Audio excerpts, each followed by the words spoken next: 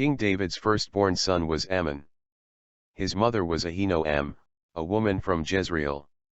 Tamar was David's only daughter, and her mother was Maacah the daughter of Talmai, king of Geshur. Absalom, the third son of David, was Tamar's brother, for they both had the same mother. Amnon was a half-brother to Absalom and Tamar. Now, Amnon loved his half-sister, Tamar. But the love he had for her was not normal. The love he had for his sister was not the type of love a brother would have for his sister, for he was so distressed over her and could not eat, that he became sick. Tamar was a virgin, and it was improper for him to do anything to her. Nevertheless, his friend, whose name was Jonadab, the son of Shimei, David's brother, was a very crafty man. He said to Amnon, "Why are you, the king's son, becoming thinner day after day? Will you not tell me?" Amnon said, "I love Tamar, my brother Absalom's sister." Jonadab said, "Lie down on your bed and pretend to be ill. Then when your father comes to see you, say to him, 'Please let my sister Tamar come and give me food, and prepare the food in my sight that I may see it and eat it from her hand.'" So Amnon lay down and did as Jonadab suggested, and he pretended to be ill. And when his father came to see him, he requested that Tamar be permitted to make him cakes in his sight to eat from her hands. So David sent for Tamar, and Tamar went to her brother Amnon's house, and he was lying down. Tamar made and baked cakes in his sight. She took the pan and placed them out before him, but he refused to eat. Then Amnon said, "Have everyone go out from me." Everyone left. Then Amnon had Tamar to bring the food into his bedroom. She did as he asked. When she had brought them to him to eat, he took hold of her and said to her, "Come lie with me, my sister."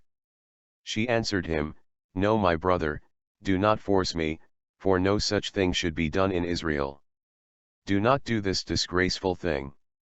And I, where could I take my shame? And as for you, you would be like one of the fools in Israel. Now therefore, please speak to the king, for he will not withhold me from you." But Amnon would not heed her voice, and being stronger than she was, he forced her and lay with her. That is, Amnon raped his sister. Afterwards, he hated her exceedingly, so that the hatred with which he had hated her was greater than the love with which he had loved her. Then Amnon said to her, "Arise, be gone." Tamar said to him, "No, indeed. This evil of sending me away is worse than the other that you did to me." But he would not listen to her. He called his servant who attended him and said, "Here. Put this woman out, away from me, and bolt the door behind her." Tamar was dressed in a robe of many colors, for the king's virgin daughters wore such apparel. The servant put her out and bolted the door behind her. Tamar put ashes on her head, and tore her robe of many colors that she wore, and laid her hand on her head and went away crying bitterly. Absalom, her brother, said to her, "Has Amnon your brother been with you? Now hold your peace, my sister. He is your brother, do not take this thing to heart." From then on Tamar remained desolate in her brother Absalom's house. Although Absalom tried to console his sister, he was trying to hide his anger of that which had happened to her. He was soon going to get revenge for Tamar, his sister, from what his brother did to her. Then 2 years had passed since the forced sexual abuse against Tamar by Amnon. Absalom had sheep shearers in Baal Hazor, which is near Ephraim. He invited all the king's sons, that is, all David's sons. Then Absalom came to the king, who was also his father, and said, "Kindly note, I have sheep shearers, please, let the king and his sons go with me." But David said to Absalom, "No, my son, let us not all go now, lest we be a burden to you."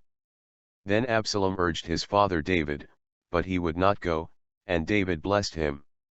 Then Absalom said, "If not, please let my brother Amnon go with us." David immediately asked, "Why should he go with you?" But Absalom urged him, so David let Amnon and all the king's sons go with him. Absalom had commanded his servants to strike Amnon and kill him when Amnon became drunk. He commanded them not be afraid, but courageous and valiant. Therefore, the servants of Absalom did to Amnon as Absalom had commanded. Then the rest of the king's sons rose, and each one got on his mule and fled.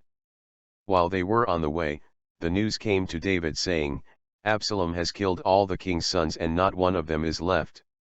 Then David arose, tore his garments, and lay on the ground, and all his servants stood by with their clothes torn. Then Jonadab, who started the beginning of this trouble, said, Let not my lord suppose they have killed all the young men, the king's sons, for only Amnon is dead. For by the command of Absalom this has been determined from the day that he forced his sister Tamar to lie with him. Now let not my lord the king take the thing to his heart to think that all the king's sons are dead. For only Amnon is dead. Then Absalom fled. And the young man who was keeping watch lifted his eyes and looked, and there, many people were coming from the road on the hillside behind him.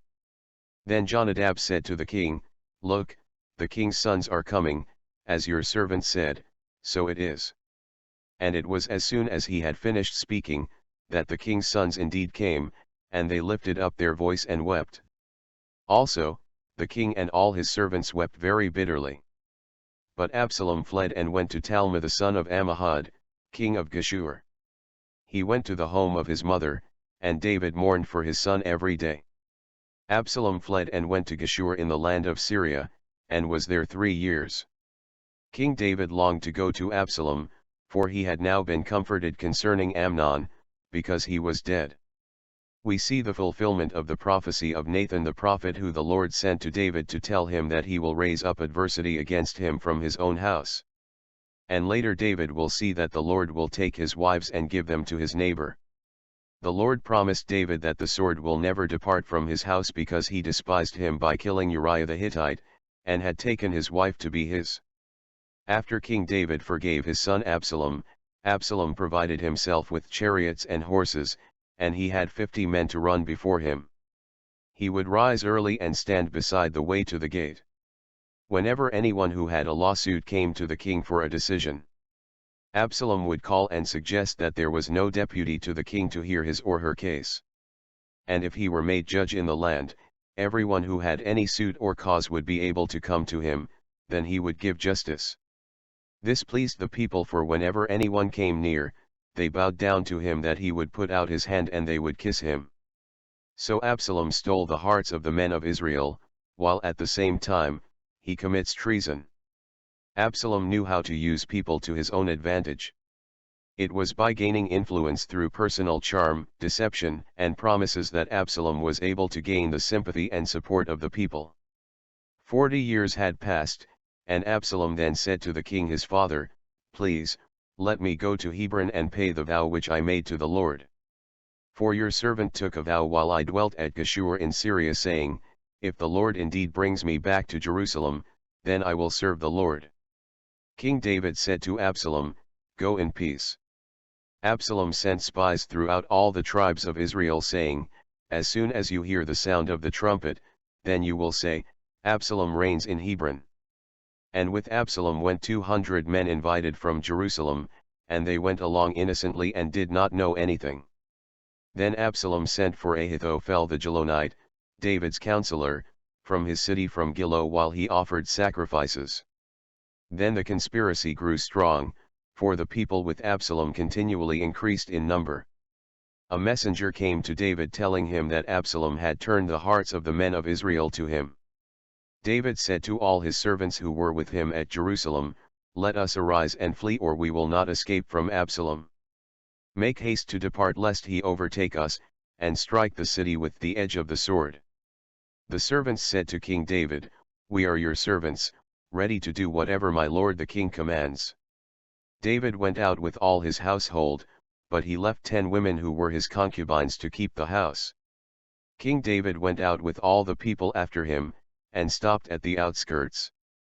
Then all the servants passed before him, and all the Cherethites, and Pelethites, who were mercenaries from other nations, and the Gittites, 600 men who had followed him from Gath, who were loyal to him for years, passed before him.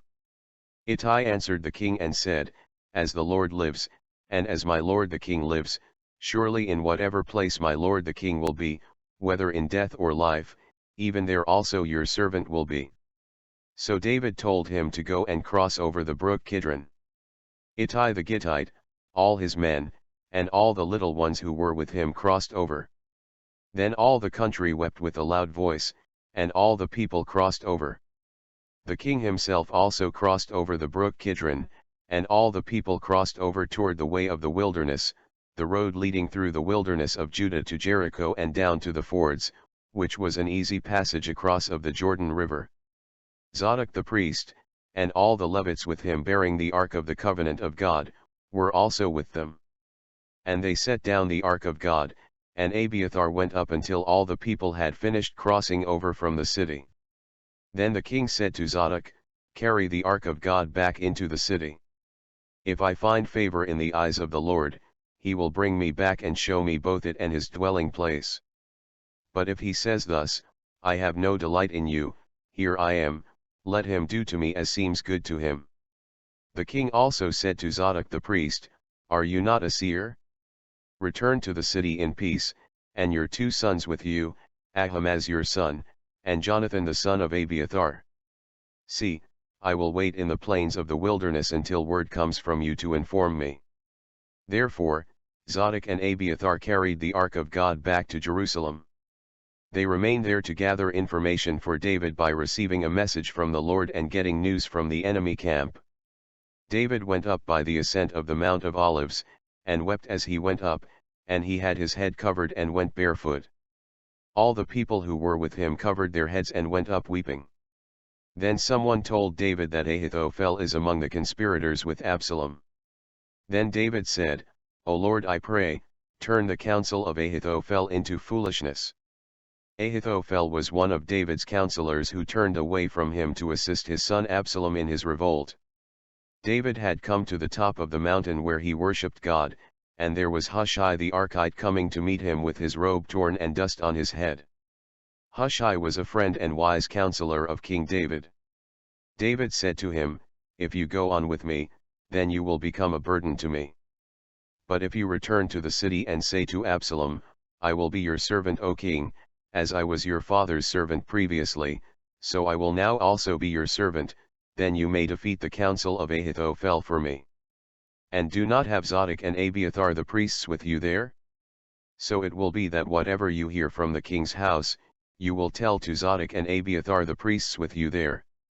Indeed they have there with them 2 sons, Ahimaaz, Zadok's son, and Jonathan, Abiathar's son, and by them you will send me everything you hear." Then Hushai, David's friend, went into the city, and Absalom came into Jerusalem. When David was a little past the top of the mountains, there was Ziba the servant of Mephibosheth, who met him with a couple of saddled donkeys, and on them 200 loaves of bread, 100 clusters of raisins, 100 summer fruits, and a skin of wine. And David said to Ziba, "What do you mean to do with these?" Ziba, who had been a servant of King Saul, and chosen by David to work the land of Mephibosheth, said, "The donkeys are for the king's household to ride on, the bread and summer fruit for the young men to eat, and the wine for those who are faint in the wilderness to drink." Then the king said, "And where is your master's son?" David was asking him where was Mephibosheth. Mephibosheth was the son of Jonathan and grandson of Saul. He was only 5 years old when his father Jonathan, and his grandfather Saul died in the battle of Jezreel on Mount Gilboa. He had been treated with kindness by David, and David restored to him the estates of Saul, appointed servants to work the land for him, and gave him a place at the royal table to sit before him daily. Ziba said to David the king, "Indeed Mephibosheth is staying in Jerusalem, for he said, Today the house of Israel will restore the kingdom of my father to me." But Ziba was lying. Mephibosheth did not say that. Ziba made it seem that Mephibosheth was rebelling against the one who gave him a seat at his table. Therefore, by Ziba's deception, it led David to reward him all of Saul's property. The land was taken away from Mephibosheth and given to Ziba. David said to Ziba, "Here, all that belongs to Mephibosheth is yours." And Ziba said, "I humbly bow before you that I may find favor in your sight, my lord, O king." When Absalom went up against David his father, Ziba falsely accused Mephibosheth of being disloyal to David. David did believe Ziba's story at first, and he took Saul's property away from Mephibosheth and gave it to Ziba. When David returns to Jerusalem, Mephibosheth will clear himself and David will offer him half of Saul's estates this time, but Mephibosheth will refuse it. Now Shimei is a son of Gera of Saul's family and from the tribe of Benjamin. When King David came to Bahurim, the place near Jerusalem, east of the Mount of Olives, Shimei came out cursing continuously at him. Shimei threw stones at him and all the servants of David. All the people and all the mighty men were on David's right hand and on his left. Also, Shimei said this when he curses, "Come out, you bloodthirsty man, you rogue." He was calling King David a worthless and useless person. Then he said, "The Lord has brought upon you all the blood of the house of Saul in whose place you have reigned, and the Lord has delivered the kingdom into the hand of Absalom your son. So now you are caught in your own evil because you are a bloodthirsty man." We now can see how Absalom had taken the hearts of the people. The family of Saul became bitter when Saul was killed in battle and the Lord had taken the throne from the family of Saul and given it to David. Therefore, it was easy to see that Absalom going up against his father, was able to accomplish what he set out to do. Then Abishai the son of Zeruiah said to David, "Why should this dead dog curse my lord the king? Please, let me go over and take off his head." But King David said, "What have I to do with you, you sons of Zeruiah?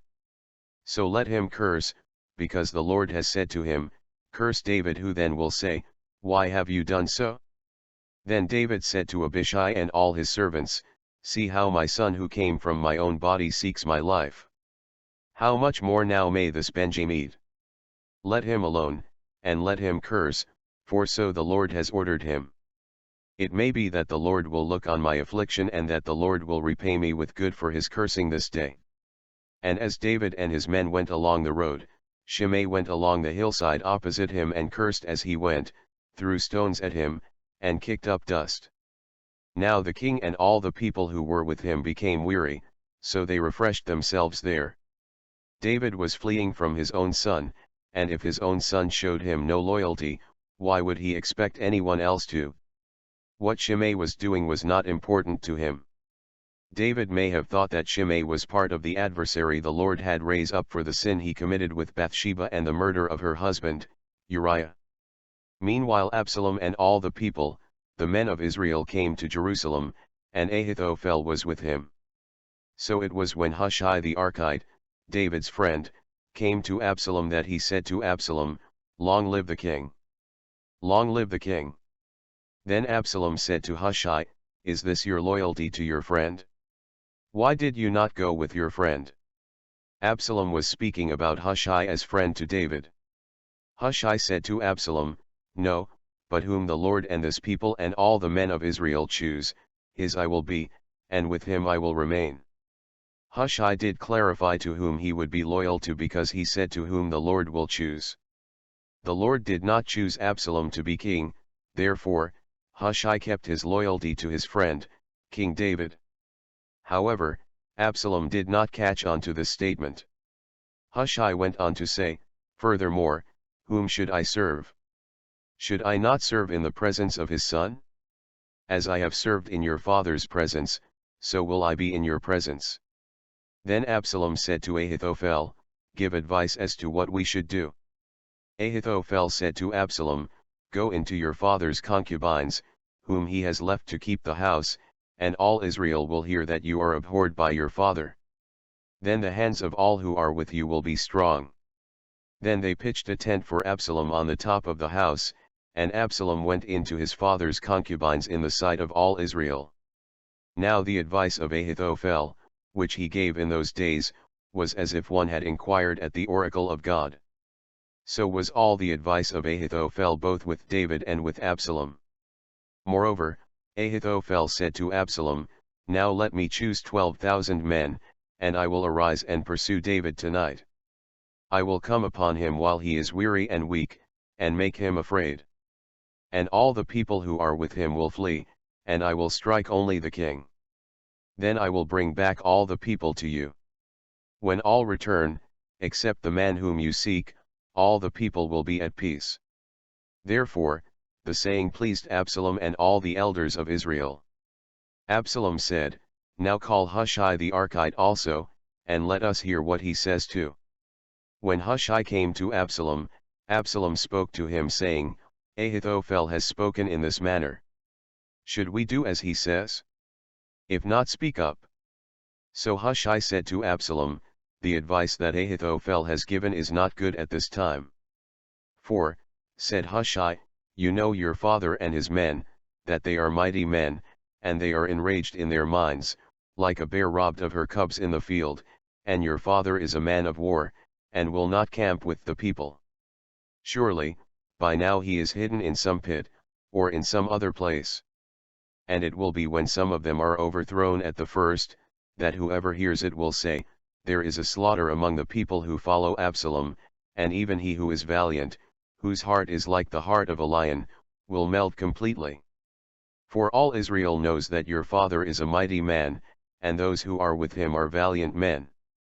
Therefore, I advise that all Israel be fully gathered to you, from Dan to Beersheba, like the sand that is by the sea for multitude, and that you go to battle in person. So we will come upon him in some place where he may be found, and we will fall on him as the dew falls on the ground. And of him and all the men who are with him there will not be left so much as on. Moreover, if he has withdrawn into a city, then all Israel will bring ropes to that city, and we will pull it into the river, until there is not one small stone found there."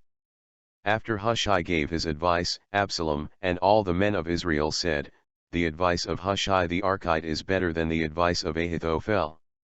The Lord had purposed to defeat the good advice of Ahithophel, to the intent that the Lord might bring disaster on Absalom. Hushai said to Zadok and Abiathar the priests, "Ahithophel advised Absalom and the elders of Israel, and I have advised. Now therefore, send quickly and tell David, saying, do not spend this night in the plains of the wilderness, but speedily cross over, lest the king and all the people who are with him be swallowed up." Now Jonathan, son of Abiathar the high priest, and Ahimaaz, son of Zadok who kept David informed of Absalom's revolt stayed at En-Rogel, for they dared not be seen coming into the city, so a female servant would come and tell them, and they would go and tell King David. Nevertheless, a lad saw them, and told Absalom. So Jonathan and Ahimaaz went away quickly and came to a man's house in Bahurim, who had a well in his court, and they went down into it. Then the woman took and spread a covering over the well's mouth, and spread ground grain on it to hide them, and the thing was not known. And when Absalom's servants came to the woman at the house, they said, "Where are Ahimaaz and Jonathan?" The women said to them, "They have gone over the water brook." When the servants had searched and could not find them, they returned to Jerusalem. When the men had left, Jonathan and Ahimaaz came up out of the well and went and told David, and said to him, "Arise and cross over the water quickly, for Ahithophel has advised against you." Then David and all the people who were with him arose and crossed over the Jordan. That morning by daylight, not one of them was left who had not gone over the Jordan. Now when Ahithophel saw that his advice was not followed, he saddled a donkey, and arose and went home to his house to his city. Then he put his household in order and hanged himself and died, and he was buried in his father's tomb. Here we see a case of suicide in the Old Testament. Ahithophel saw that his advice was not taken. If he was trying to gain popularity to bring success to Absalom, it backfired. He probably realized when they did not take his advice, he knew Absalom was not going to win, and being a disloyal servant to King David, he knew that if he lived, David would put him to death anyway. So he put his household in order, and hanged himself. After crossing the Jordan, David went to Mahanaim, east of the Jordan and north of the Jabbok. Absalom also crossed over the Jordan, he and all the men of Israel with him. Then he made Amasa, David's nephew, captain of the army instead of Joab. Amasa was Joab's cousin. Amasa was the son of Jithra, an Israelite who had gone in to Abigail the daughter of Nahash, sister of Zeruiah, Joab's mother. The men of Israel and Absalom encamped in the land of Gilead. Now it happened, when David arrived in the fortified city of Mahanaim, he was greatly received. Shobi the son of Nahash from Rabbah of the people of Ammon, Machir the son of Amiel from Lo-debar, and Barzillai the Gileadite from Roglim, brought to David and the people who were with him food to eat. They brought beds and basins, earthen vessels, and wheat, barley and flour, parched grain and beans, lentils and parched seeds, honey and curds, sheep, and cheese of the herd, for they said, "The people are hungry, weary, and thirsty in the wilderness." In preparing for battle against the men of Israel, David numbered the people who were with him, and he set captains of thousands and captains of hundreds over them. He sent out 1/3 of the people under the hands of Joab, 1/3 under Abishai, and 1/3 under Ittai, the Gittite. David was going out to battle with them, but the people did not want him to go, and they persuaded him not to go for his own protection. All the people went out by hundreds and by thousands, and the king stood beside the gate. David commanded Joab, Abishai, and Ittai to deal gently for his sake with his son Absalom. All the people heard when the king gave all the captains orders concerning Absalom. The people went out into the field of battle against Israel. The battle took place in the woods of Ephraim, and the people of Israel were defeated there before the servants of David. A great slaughter of 20,000 took place that day. The battle there was scattered over the whole countryside, and the woods devoured more people that day than the sword devoured. Absalom met the servants of David. He was riding a mule that went under a thick bough of a terebinth tree, and Absalom's head was caught in the tree. The mule he was riding kept going, and he was left there hanging in the tree. A man saw this and told Joab he saw Absalom hanging in the tree. However, Joab was not happy to hear that the man allowed Absalom to live, for he asked him, "Why did you not strike him there to the ground? I would have given you 10 shekels of silver and a belt." Nevertheless, the man said to Joab, "Though I was to receive 1,000 shekels of silver, I would not raise my hand against the king's son. We had heard the king command you, Abishai and Ittai, to beware lest anyone touch the young man Absalom. Otherwise, I would have dealt falsely against my own life. There is nothing hidden from the king, and you yourself would have set yourself against me." Then Joab said, "I cannot linger with you." So he took 3 spears in his hand and thrust them through Absalom's heart, while he was still alive in the midst of the terebinth tree. 10 young men who bore Joab's armor surrounded Absalom, and struck and killed him.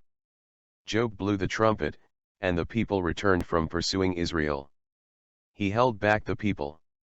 They took Absalom, cast him into a large pit in the woods, and laid a very large heap of stones over him. Then all Israel fled, everyone to his tent. Ahimaaz, the son of Zadok, wanted to take the news to David to say how the Lord had avenged him of his enemies. But Joab told him not to take the news to him that day, but to wait until another day to take the news, because his son was dead. But the same day, Joab told the Cushite to go and tell King David what he had seen. Ahimaaz said again to Joab, "But whatever happens, please let me also run after the Cushite." Joab asked him why he would run, since he has no news ready. Ahimaaz said that whatever happens, he wanted to run. So Joab told him to run. Ahimaaz ran by way of the plain, and outran the Cushite. David was sitting between the 2 gates. A guard went up to the roof over the gate to the wall, and saw a man running alone. The guard cried out and told David. The king thought that if the man was alone, there was news in his mouth. And the man came rapidly and drew near. The guard saw another man running, and the guard called to the gatekeeper and told him, "There is another man running alone." David said that he was also bringing news. The guard said the first man running was Ahimaaz, and the king called him a good man, and come with good news. Ahimaaz called out and said to the king, "All is well." Then he bowed down with his face to the earth before the king, and said, "Blessed be the Lord your God, who has delivered up the men who raised their hand against my lord the king." Ahimaaz did not say anything about the death of Absalom, which led David to ask, "Is the young man Absalom safe?" Ahimaaz answered, When Joab sent the king's servant and me your servant, I saw a great tumult, but I did not know what it was about. Ahimaaz did not give David a straight answer. Then the king said, Turn aside and stand here. So he turned aside and stood still. Just then, the Cushite came, and the Cushite said, There is good news, my lord the king. The Lord has avenged you this day of all those who rose against you. David said to the Cushite, Is the young man Absalom safe? The Cushite answered, May the enemies of my lord the king, and all who rise against you to do harm, be like that young man. The Cushite told David that his son was dead. Joab was told, Behold, the king is weeping and mourning for Absalom. Therefore, the victory that day was turned into mourning for all the people. The people heard it said that day, The king is grieved for his son. And the people stole back into the city that day, as people who were ashamed when they flee in battle and not wanting to be seen. But the king covered his face, and the king cried out with a loud voice, O my son Absalom! O Absalom, my son, my son! Then Joab came into the house to the king and said, Today you have disgraced all your servants who today have saved your life, the lives of your sons and daughters, the lives of your wives and the lives of your concubines, in that you love your enemies and hate your friends. You have declared today that you regard neither princes nor servants for today. I perceive that if Absalom had lived and all of us died today, then it would have pleased you well. Now go out and speak comfort to your servants. I swear by the Lord if you do not go out, not one will stay with you this night. That will be worse for you than all the evil that has befallen you from your youth until now. Then King David went and sat in the gate, and it was told all the people that fled to their tent that he is sitting in the gate. Therefore, all Israel came before him. At this time, David did not know that Joab had disobeyed his command to deal gently for his sake with his son Absalom. This is the reason the people fled to their tents. They all heard the orders given to Joab, Abishai, and Ittai concerning Absalom. Joab had in his mind to disobey the king's command to kill Absalom from the start. His desire was so intent, that he offered to give 10 shekels of silver and a belt to anyone who killed Absalom. Thank you for listening. If you have been blessed by this video, please like, subscribe, and share. Thanks.